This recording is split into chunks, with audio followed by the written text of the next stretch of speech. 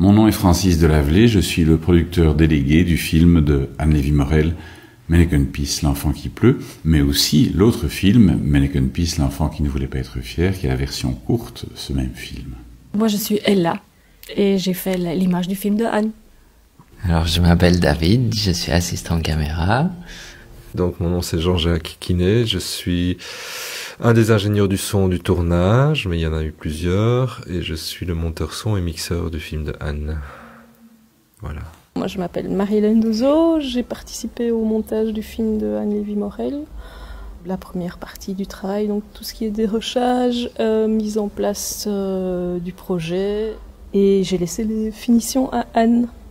Voilà. Je m'appelle Annick Vellut.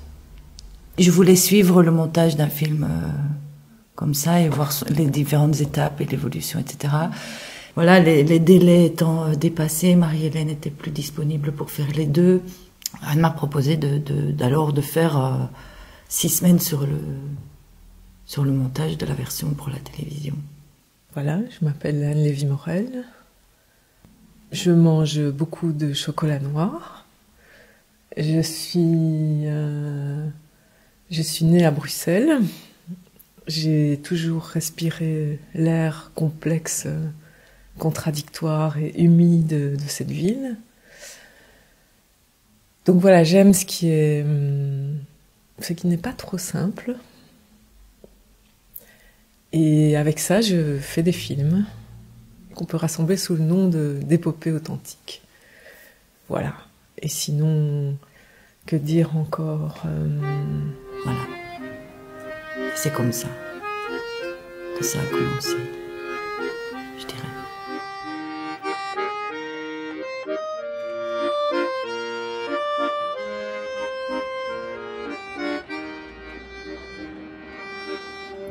C'est l'histoire d'un film, d'une femme amoureuse de sa ville, de plusieurs naissances, d'une équipe de tournage. C'est aussi l'histoire de rencontres, de doutes, d'enthousiasme et de stress, de plaisir aussi et de découvertes, d'anecdotes rigolotes et croustillantes autour de la Grand Place, du Mannequin Peace, de Madame la Pluie, décidément fort timide, le tout regroupé en épopée authentique.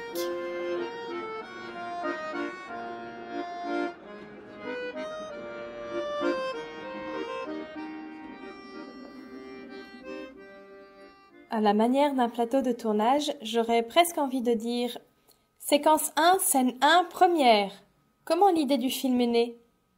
Moteur. Alors pour ça, il faudrait que je sache où est le début. Et bon, il faut dire, quand je commence un film, une chose importante, c'est que je ne dois pas très bien savoir quand ça commence. Parce que je pense que si je savais, je ne me lancerais pas dans une aventure pareille. Donc j'ai besoin de ne pas savoir, de ne pas me rendre compte. Et quand je me rends compte, je suis déjà partie depuis trop longtemps pour faire demi-tour.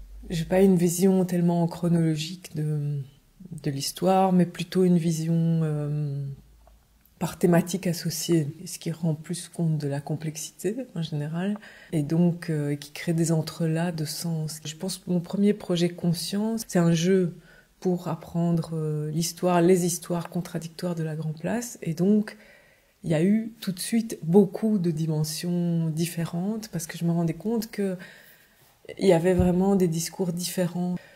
Mais les gens qui l'envisageaient du point de vue de l'histoire de l'art, les gens qui l'envisageaient du point de vue de sa signification politique. Voilà, il y avait plein de mythologies qu'on racontait sur la Grand Place, et tout ça n'allait pas du tout ensemble. Et donc ça faisait un merveilleux support pour un récit interactif avec plein de couches.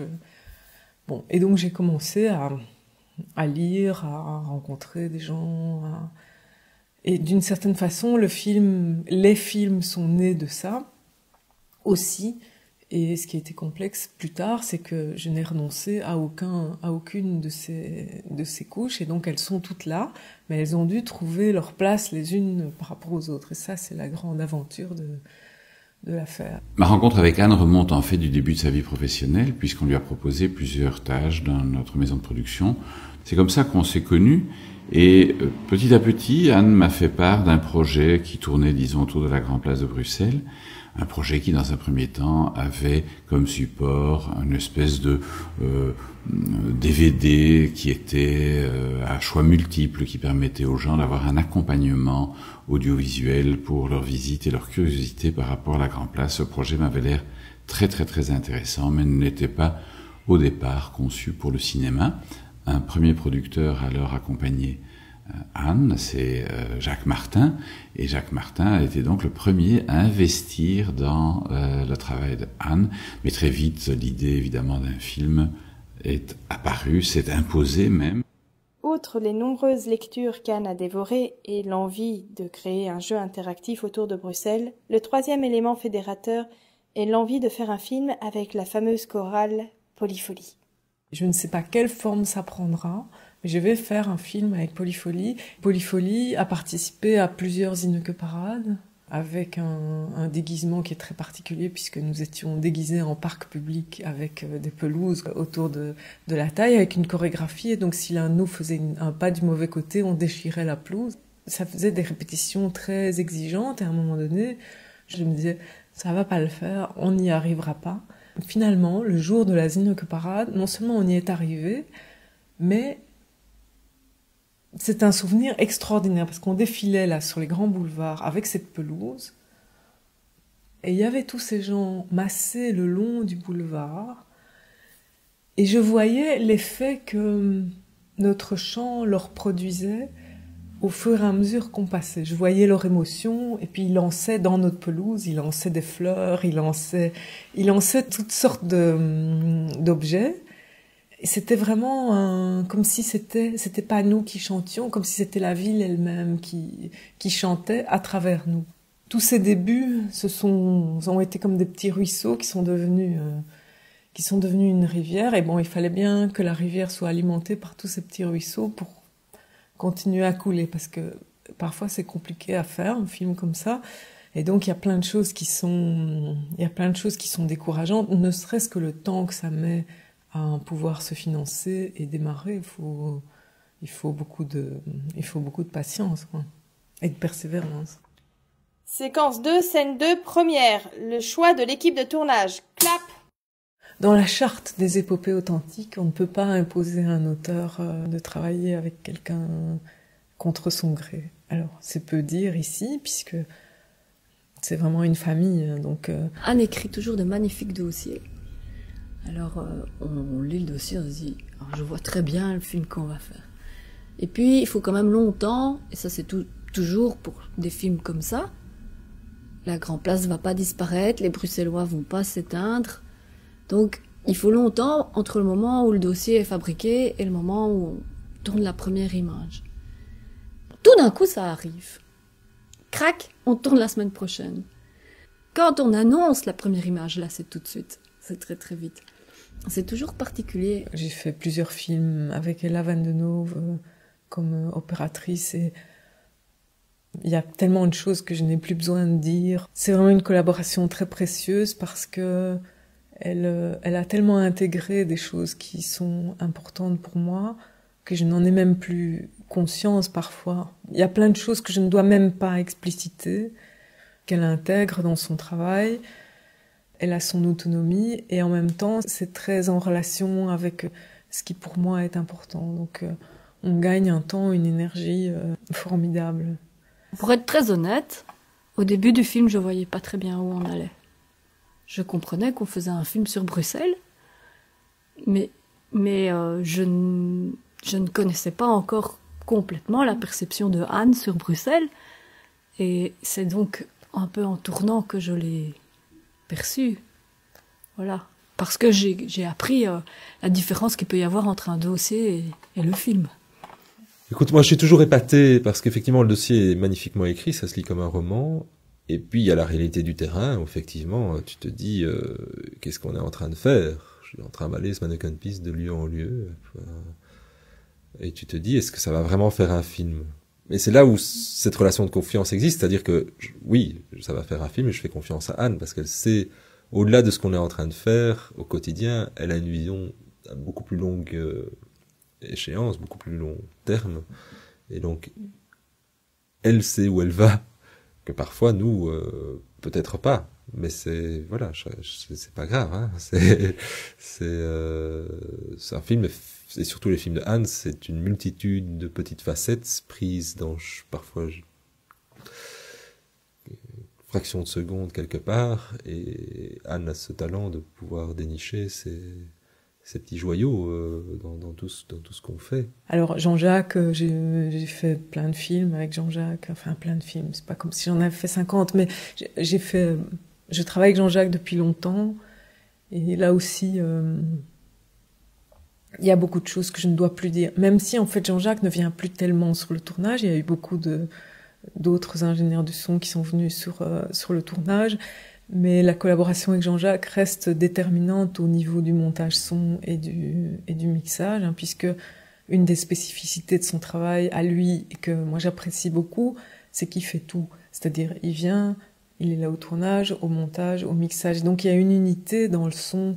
Personnellement, moi je préfère que la cohérence vienne sur un ensemble, même si en effet parfois on manque un peu de recul.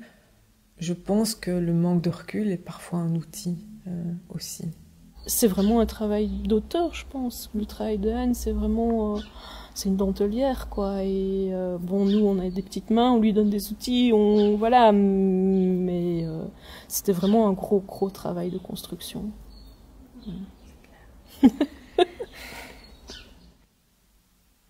Bien sûr qu'il y a plein de moments où je me dis, mais ça ne fera pas un film. C'est impossible de faire un film avec ça. Il y a très souvent des moments où je me dis ça. Et en général, c'est le moment qui précède le moment où je vais trouver une solution. Oui, bien sûr, il y a des moments énormes d'angoisse, quoi. Enfin, je veux dire, il y a des moments, et puis il y a aussi des nuits parfois, où, enfin, je veux dire, où on est vraiment dans des impasses, quoi. Et je pense que Anne je crois qu'elle l'a vécu aussi à différents moments, même si à un moment donné on avait une structure, en tout cas par thème, sur papier, en se disant on est parti de là, on est déjà là et on doit arriver là. Mais chaque fois il fallait réessayer, remettre à plat, revoir depuis le début pour voir que le spectateur était bien emmené. Oui, il y a eu des grands moments de désarroi, bien sûr. Le montage d'une épopée authentique est une aventure folle. Et pour celle-ci, plus encore que pour les précédentes, parce qu'il y a plus de matière, plus de pistes, plus de mots-clés. Je ne sais pas ce qu'elles t'en auront dit, mais ça a été en tout cas, c'est toute une aventure, quoi. La réussite de ça repose aussi beaucoup sur les qualités personnelles de chacune, qui sont différentes. Marie-Hélène est une monteuse très très expérimentée, avec un sens du rythme et du raccord qui est exceptionnel, qui je pense était un petit peu dérouté par la masse, la base de données et la façon de travailler avec la collectivité, où en fait moi je traite les paroles un petit peu comme si c'était une seule personne qui parlait, mais qui change régulièrement de timbre de voix. Et donc c'était une expérience formidable de travailler avec quelqu'un justement de cette compétence et de cette expérience. Et puis alors après, avec Annick, on a donc interrompu le montage de la version longue, on est passé à la version courte. L'engagement d'Annick dans cette aventure est total, hein. Elle a tout fait sur ce film. Elle est venue d'abord au tournage. Quand on voit des mains qui portent Mannequin Peace dans le film, ce sont presque toujours les siennes. Ensuite, elle est venue faire des transcriptions, et puis elle est venue nous donner un coup de main au montage, et puis elle s'est installée dans le fauteuil de monteuse quand Marie-Hélène n'est plus venue. Elle s'est tirée brillamment de cette affaire-là, et puis maintenant elle continue encore dans la post-production à faire une série de choses. Elle a vraiment tout fait, quoi.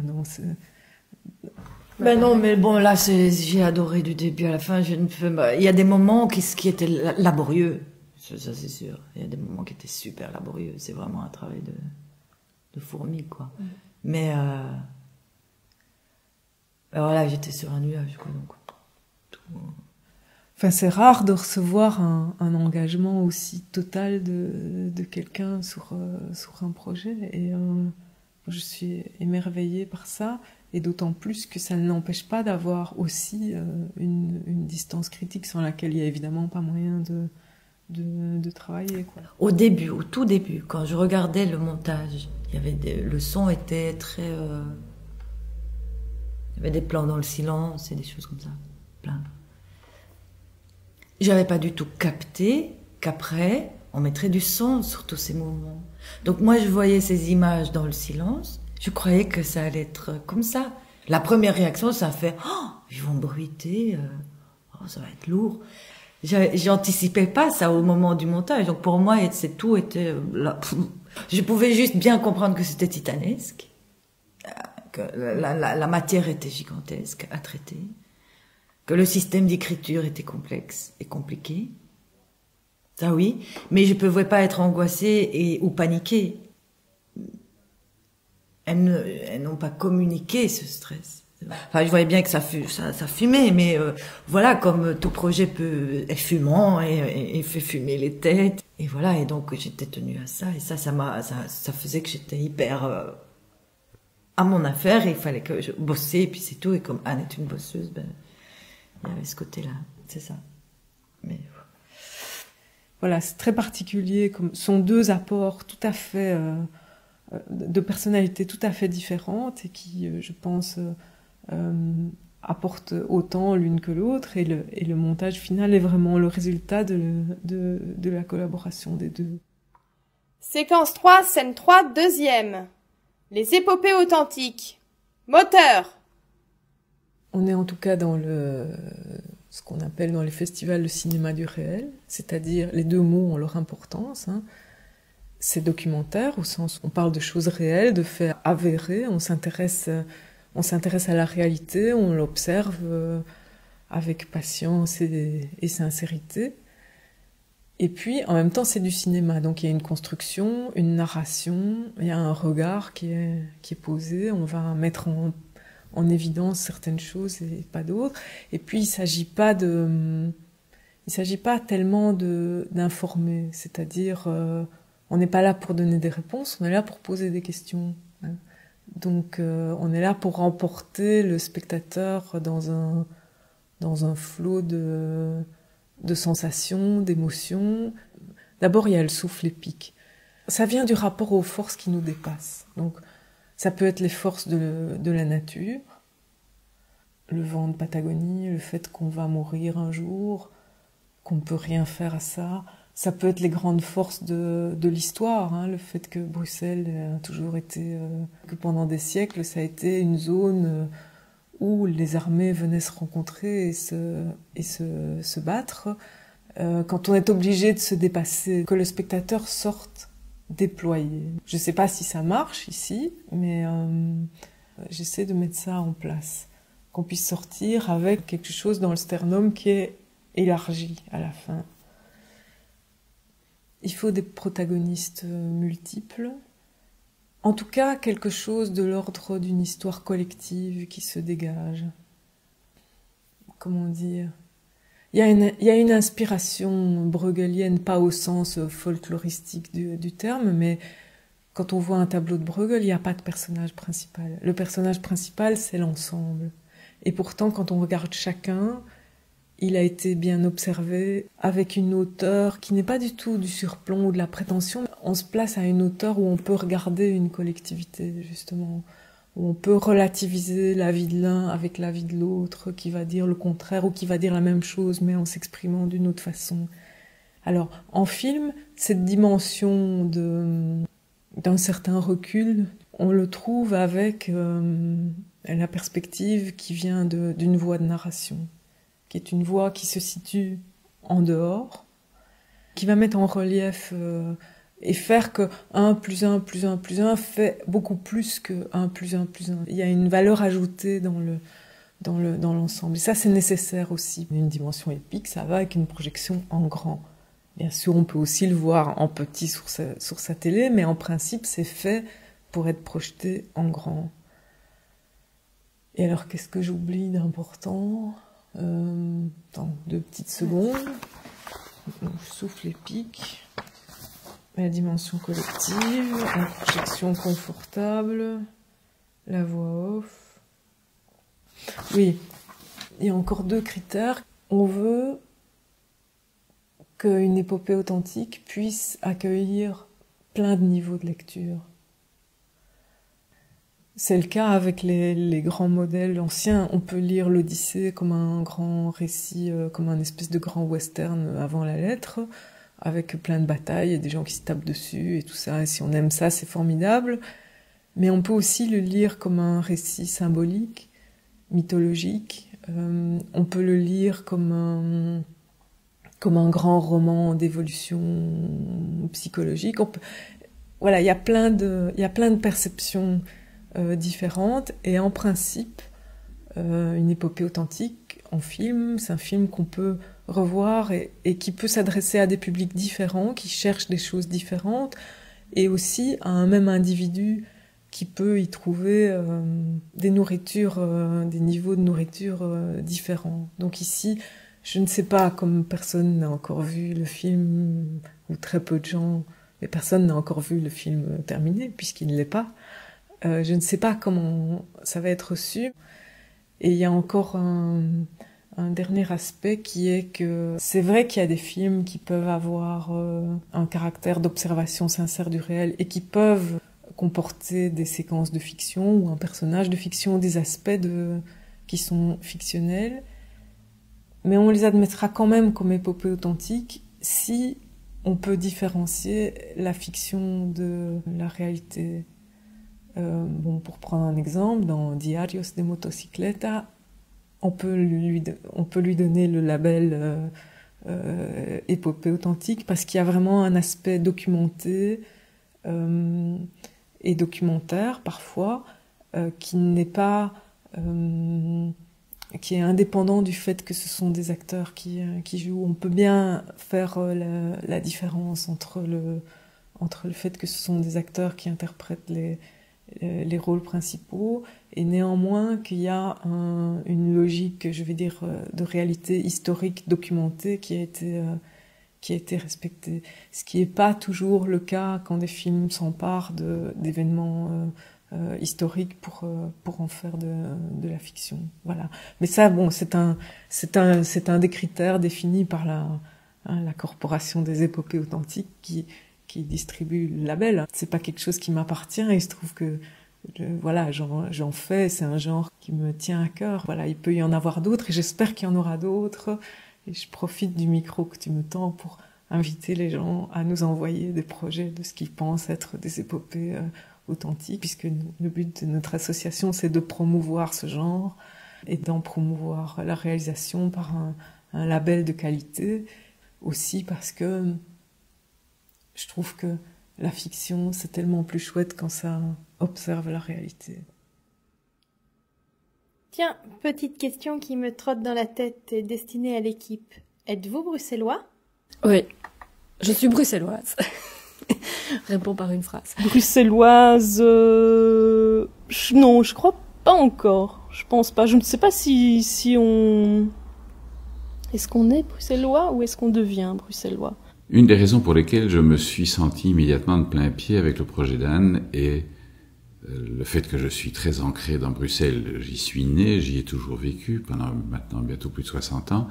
Et la ville m'a toujours fasciné parce que je crois que c'est l'expression de toute une vie communautaire et aussi de l'histoire. Voilà, ça c'est évidemment un terreau que j'avais en moi, indépendamment du projet de Anne, mais qui évidemment nous a immédiatement donné un langage commun, une espèce de fascination, mêlée de tendresse. Et j'espère que ça se sentira dans le film parce que c'est fondamentalement notre approche de cette communauté, de ce lieu. Je suis bruxelloise depuis toujours et en faisant le film, je me suis rendu compte que j'étais vraiment bruxelloise, en fait. Je suis tout à fait bruxellois. Vrai bruxellois, parce que je suis né à Mille-Bruxelles. Et un vrai Zinneke, puisque mon père est wallon et ma mère flamande.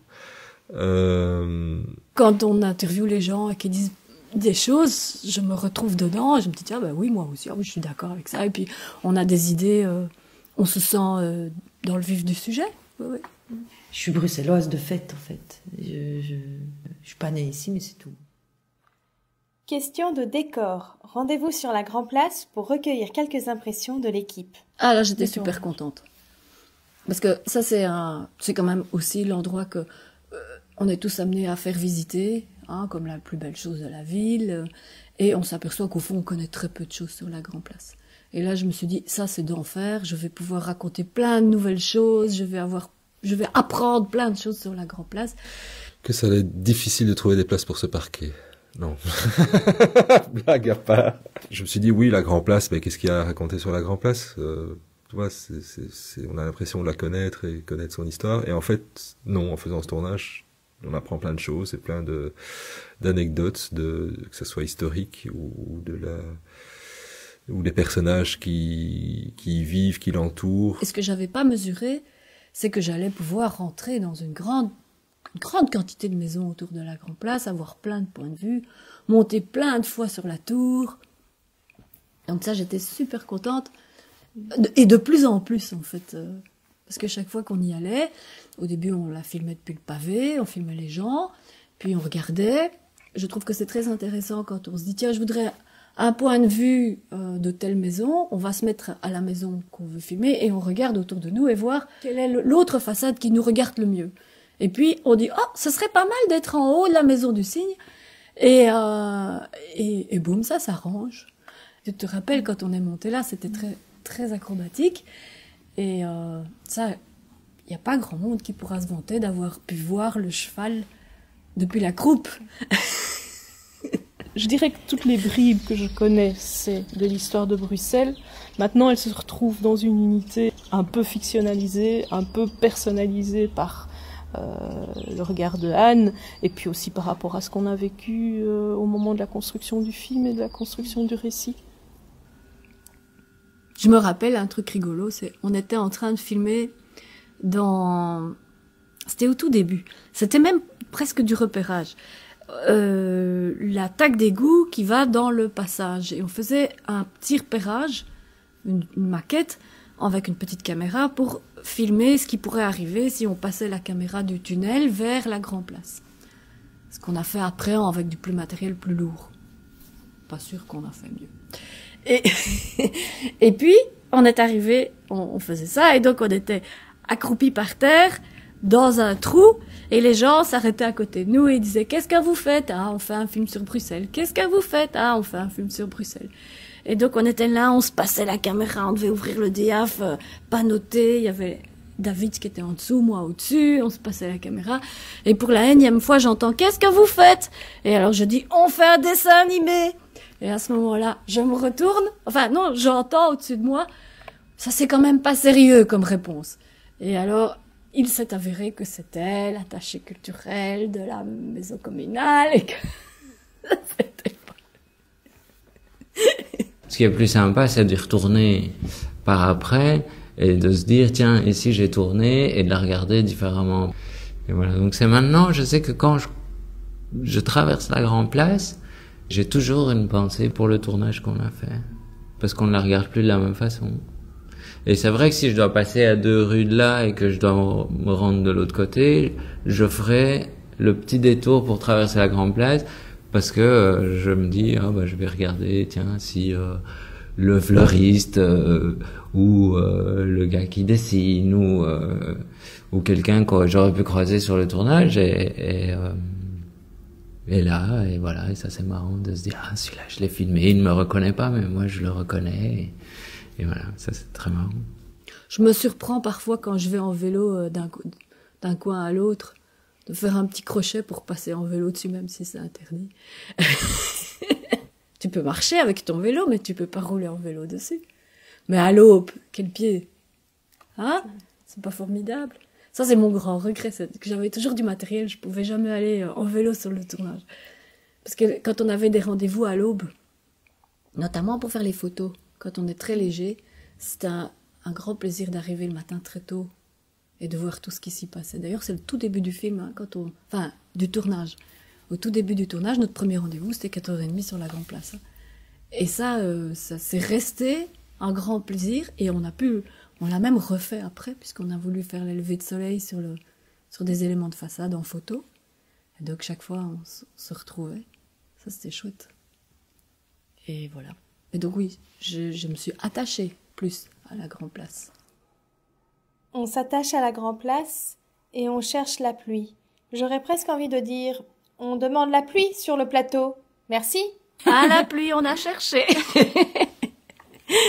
Ah oui, je sais pas si c'était un hiver très sec ou enfin une année, même on a même tourné 2 années en petits morceaux et on a eu du mal à saisir la pluie. Pas de chance. Avoir rendez-vous avec la pluie est une chose pratiquement impossible. Et c'est vrai, quand on produit un film, on ne peut pas donner d'ordre au ciel. La durée particulièrement longue de prise de vue, bien entendu, qui a été interrompue parce qu'il y avait des périodes de pause, il y avait des périodes de tournage, nous a malgré tout permis de guetter les moments où on pouvait filmer la vraie pluie, parce que ce n'est pas la même chose de filmer une vraie pluie qui tombe sur une étendue importante et une pluie artificielle que l'on crée avec énormément de savoir-faire, et c'est ce que nous avons fait dans certaines circonstances pour maîtriser d'une manière parfaite l'arrivée de ce que Anne appelle dans son film Dame Pluie. Voilà, ça a été un des aspects amusants de notre travail. Quand on doit filmer un beau ciel, il faut attendre que le ciel soit beau et que l'on soit libre de le filmer. Il y a des choses comme ça qui ne sont pas réductibles à la volonté, et je crois que c'est une bonne chose, parce que ça nous réapprend l'humilité. Pendant longtemps, j'ai pensé que c'était à la pluie de raconter l'histoire, enfin, qu'il fallait un point de vue impersonnel pour avoir cette dimension de surplomb qui est nécessaire dans l'épopée authentique. Et donc, je trouvais plus intéressant de m'adresser, moi, à la pluie, qui ne répond pas. Mais ça lui laisse tout autant d'importance, si pas davantage. Mais je pense que c'est vraiment quand elle a trouvé le statut de cette pluie dans la vie et dans la ville de Bruxelles que la structure s'est vraiment mise en place. C'est l'engrais, c'est ce qui a permis à toutes les choses de pousser, de trouver leur place en tout cas. Voilà. Oui, il a plu quelquefois, oui. Ceci dit, moins que ce qu'on peut imaginer. Parce que je pense que ça fait partie des clichés, un peu comme les clichés de Bienvenue chez les Ch'tis, hein. Les gens qui ne vivent pas à l'endroit se disent « Oh, la Belgique, il pleut 300 jours par an, il fait gris tout le temps. » Alors, en fait, non, il pleut pas tout le temps. C'est rare les jours où il pleut vraiment. Et s'il pleut jamais très longtemps. Les jours où il pleut du matin au soir, il y en a peut-être 5 ou 6 par an. Il n'y en a pas plus. Donc, la pluie, oui, elle est là. Ce qu'il y a en Belgique, c'est qu'il fait souvent gris. On n'a pas de ciel bleu, soleil... de longues journées d'affilée. On a cette sensation de temps menaçant, est-ce qu'il va pleuvoir? Donc c'est vrai qu'on a souvent la tête en l'air en se disant est-ce que le ciel va nous tomber sur la tête? Mais c'est un peu ça. Voilà, ça c'est aussi typique. C'est un amour-haine avec la pluie, hein. Quand il pleut on râle, quand il pleut pas on râle aussi. Donc on a esprit la râleur aussi. Ouais. Et au début du film, il y en avait un petit peu. Je me souviens quand on avait filmé la factrice, on était sous une pluie battante et on se disait non, un lièvre à la fois, on fait d'abord Xenia, la pluie ce sera un truc à part. Et en fait, on se rendait pas compte, mais la pluie, il fallait saisir la moindre goutte parce que après, on a eu beaucoup de mal à pouvoir se réunir et avoir la pluie. Donc j'ai toujours avec moi par exemple un sèche-cheveux, donc il faut pouvoir sécher très rapidement les membranes des micros. C'est étonnant de trouver un sèche-cheveux dans l'équipe, on a un ingénieur du son. Mais c'est pas pour mes cheveux, contrairement aux apparences, c'est pas pour les miens, c'est pour le micro. Séquence 5, scène 1, première. Intervention de Mannequin Peace et impression au sein de l'équipe de tournage. Ah oui, alors là, par exemple, quand Anne a dit on va tourner le film autour de Mannequin Peace, je trouvais le titre magnifique, Le berceau de l'enfant pisseux. Mannequin Peace ne m'intéressait pas particulièrement et c'était plutôt un truc qu'on montrait à nos amis français qui venaient uniquement s'ils le demandaient. Hein, c'était tout à fait en option. Et puis là, je me suis rendu compte qu'on pouvait de ce petit symbole sortir beaucoup de choses. Là franchement, j'ai découvert. Je ne savais pas tout ça.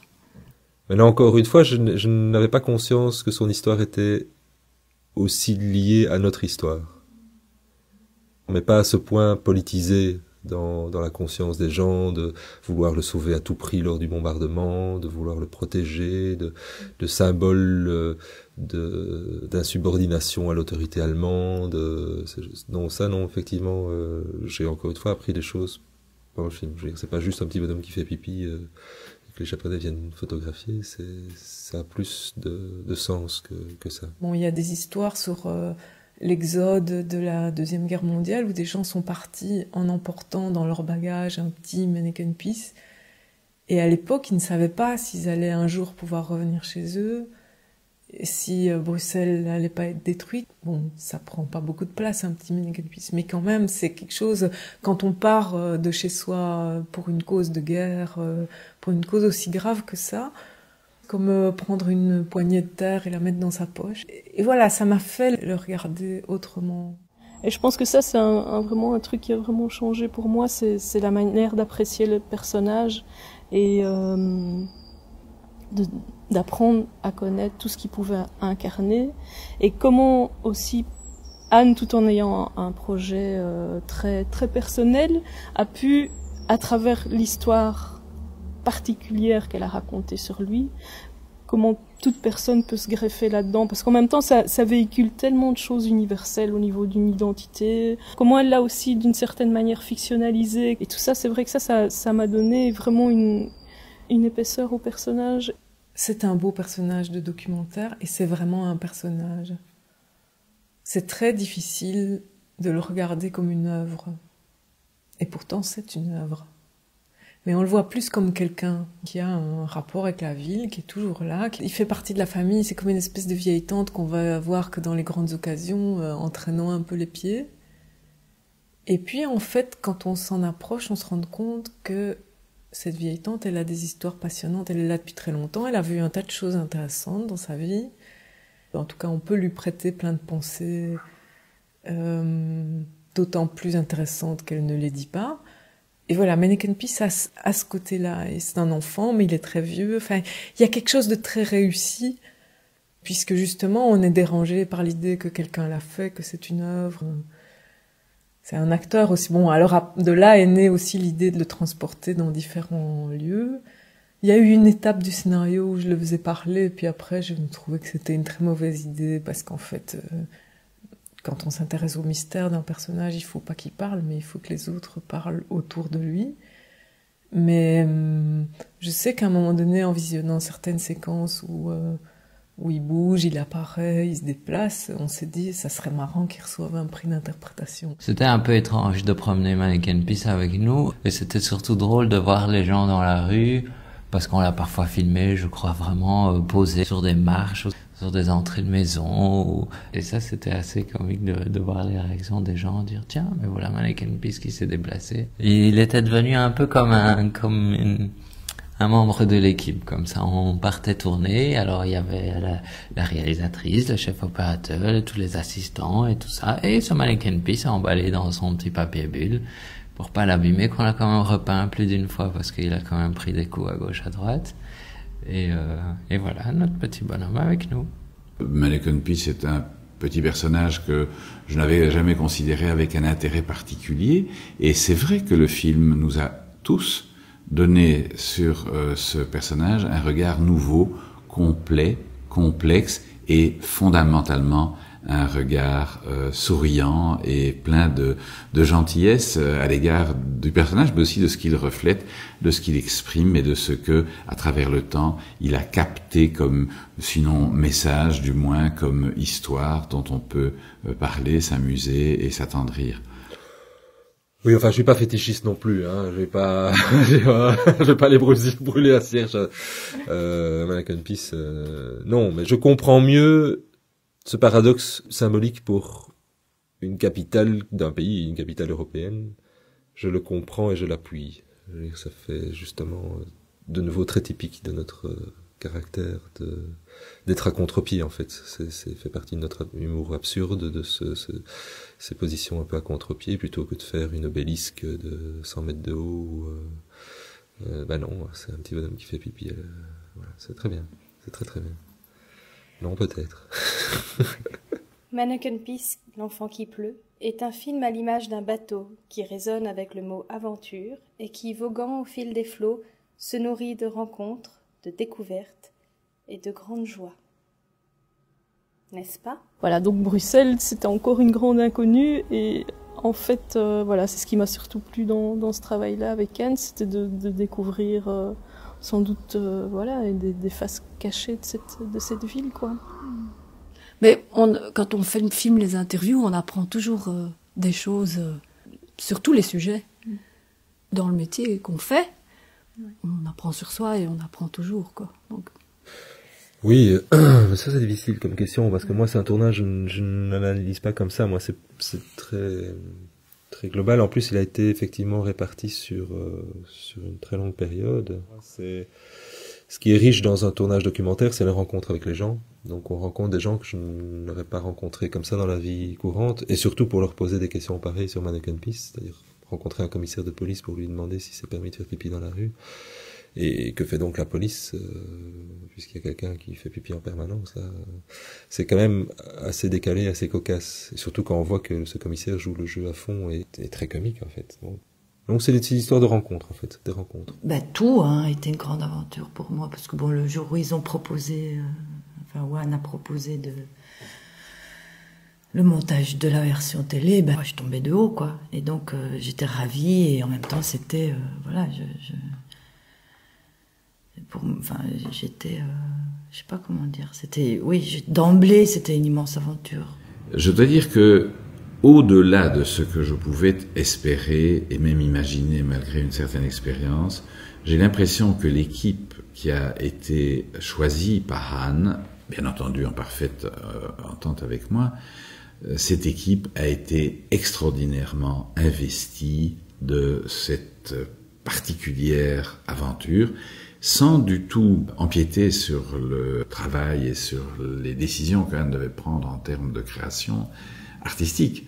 Mais pour ce qui était de la soutenir, de l'écouter, de rencontrer sa sensibilité, ses désirs, ses besoins et parfois ses changements d'attitude, toutes ces nécessités d'un travail d'équipe ont été rencontrées à un degré de compétence, de générosité, d'attention absolument admirable, et je ne saurais jamais assez remercier tous ceux et toutes celles qui ont été à un moment ou à un autre, parfois très longuement, proches de Anne pour l'accompagner dans ce long et magnifique voyage. Voilà, c'est la fin d'une aventure pour nous et le début d'une toute nouvelle aventure pour vous, amis auditeurs et spectateurs.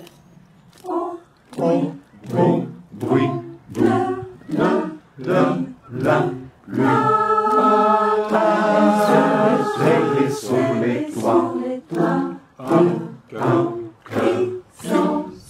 sans nuit, le chant de la pluie. Un documentaire radiophonique de Zoé Tabourdio, avec la participation enjouée de toute l'équipe des deux films Mannequin Peace, l'enfant qui pleut, et Mannequin Peace, l'enfant qui ne voulait pas être fier, de Anne Lévy-Morel. Merci à la chorale Polyfolie pour leur chant, et merci à tous.